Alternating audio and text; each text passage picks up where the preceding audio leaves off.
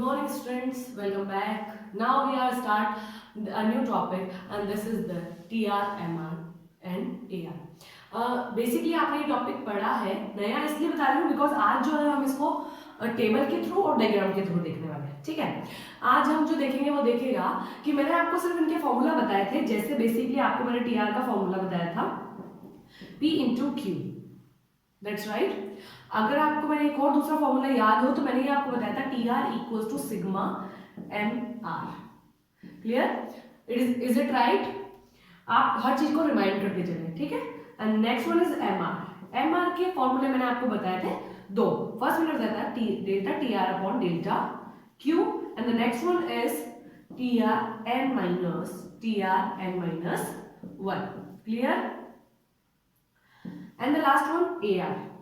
AR equals to TR upon Q.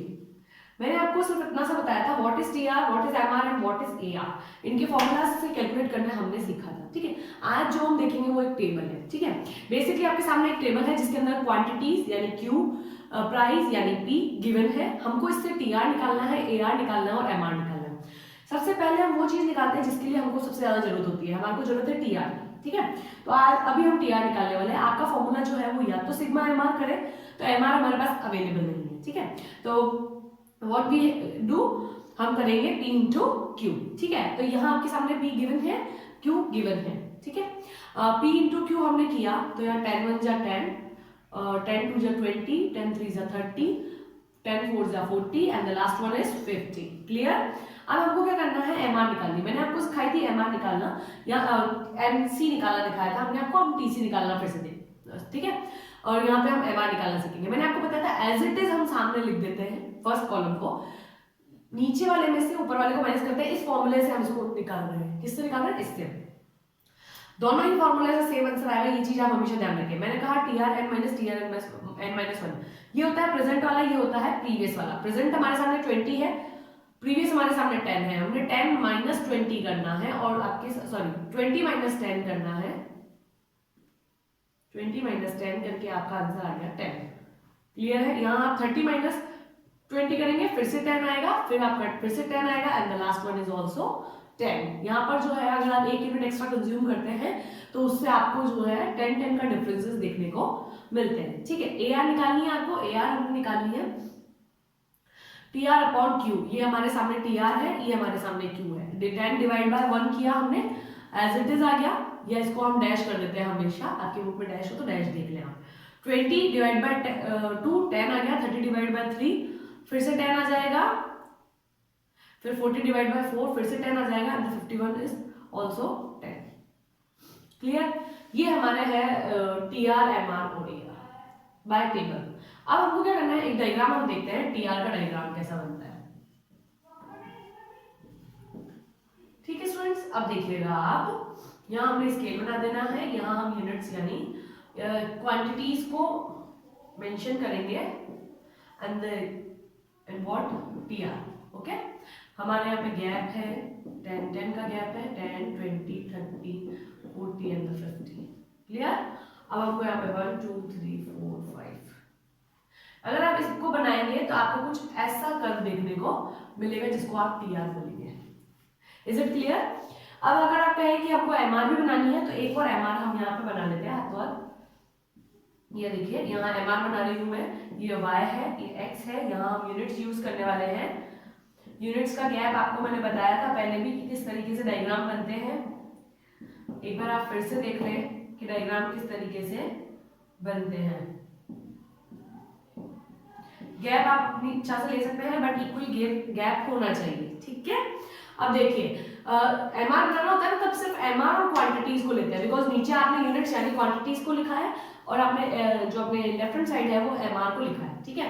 तो आप क्या करेंगे, इसको देखते हैं. AR पे 1 है और यहाँ पे 10 है तो हमने क्या करना है 1 और 10 पे डॉट लगाना है. अगर यहाँ देखते हैं 10 है, फिर से 2 पर 20 10 है, फिर यहाँ डॉट लगा दिया, यहाँ डॉट लगा दिया, यहाँ डॉट, यहाँ डॉट और डॉट को आप मिलाते हुए एक कर्व बनाएंगे जो आपका MR कर्व होगा.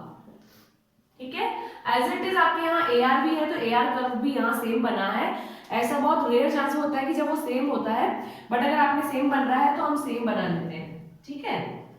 ऐसा नहीं होता हमेशा कि ये सेम आए, क्योंकि आपका जो ए आर है वो डिपेंड करता है आपकी टी आर और क्यू पर। बट यहाँ टी आर और क्यू जो है वो सेम रेंज में बढ़ रहे हैं, इनकी जो बढ़ने की कैपेसिटी है वो सेम है, इसीलिए आपको अगर आप देखेंगे तो ये भी सेम ही मिलने वाला है। ठीक है, इसीलिए हमने यहाँ पर इसको बना लिया है। ये इंडिविजुअल हमने एक डायग्राम बनाया है जिसके थ्रू आपको पता चल जाता है कि ए आर, एम आर और टी आर की सिचुएशंस क्या होती है। हमने टेबल के थ्रू इसको बनाया है।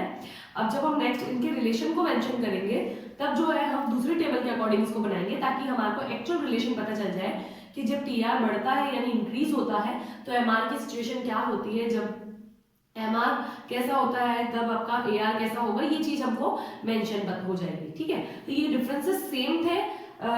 लकीली ऐसा हो गया है कि हाँ डिफरेंसेस सेम थे, बट ऐसा हमेशा होता नहीं है। ठीक है, तो आप ये ध्यान रखें, इसको आप पढ़ें। If you have any problem then you have to ask. Okay, एक बार फिर से रिमाइंड कर लेते हैं। हमने फॉर्मूला देख लिए थे क्लियरली, टोटल रेवेन्यू क्या होता है, मार्जिनल क्या होता है और एवरेज क्या होता है। ये मैंने डेफिनेशन लास्ट टाइम बहुत ही क्लियर की थी आपको कि इनकी डेफिनेशंस क्या होती हैं।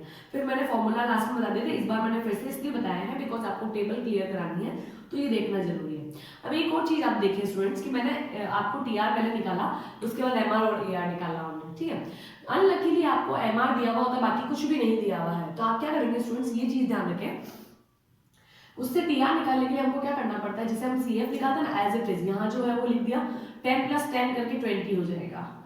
ठीक है, और 20 + 10 30, 30 + 10 40 और 40 + 10 50 हो गया। क्लियर है? अगर आपको इसी से एम आर को निकालना है तो नीचे वाले में से ऊपर वाले को लेस करते जाए, आपको एम आर मिल जाएगा। ए आर के लिए आपको टी आर की बहुत जरूरत होती है, इसलिए कभी एम आर देकर आपसे पूछे कि ए आर निकालो तो तीनों ही चीज आपको निकालनी पड़ेगी, बिकॉज ए आर बिना इसके आप नहीं निकाल सकते। ठीक है, उस सिचुएशन में आपको क्वांटिटीज हमेशा गिवन होगी, हो सकता है प्राइस ना दे बट क्वांटिटी ऑलवेज आपको गिवन होगी।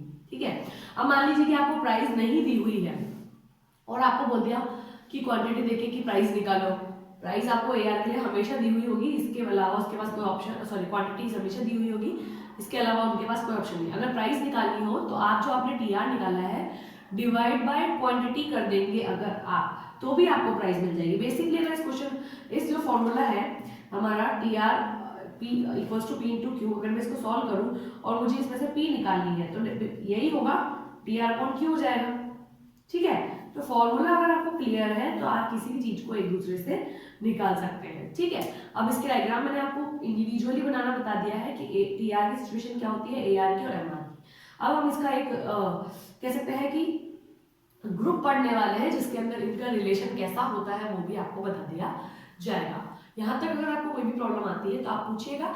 मैं ये बोर्ड पे इसलिए बनाया है सारी चीजें ताकि आपको क्लियरली जो है आप अपनी कॉपी में बना ले, या आप एक बार प्रैक्टिस करें। विदाउट एनी प्रैक्टिस अगर आप सोचते हैं कि आपको जो है डायग्राम्स आ जाएंगे तो it is not possible. Clear है? आप डायग्राम की प्रैक्टिस जरूर करें। Okay, thank you.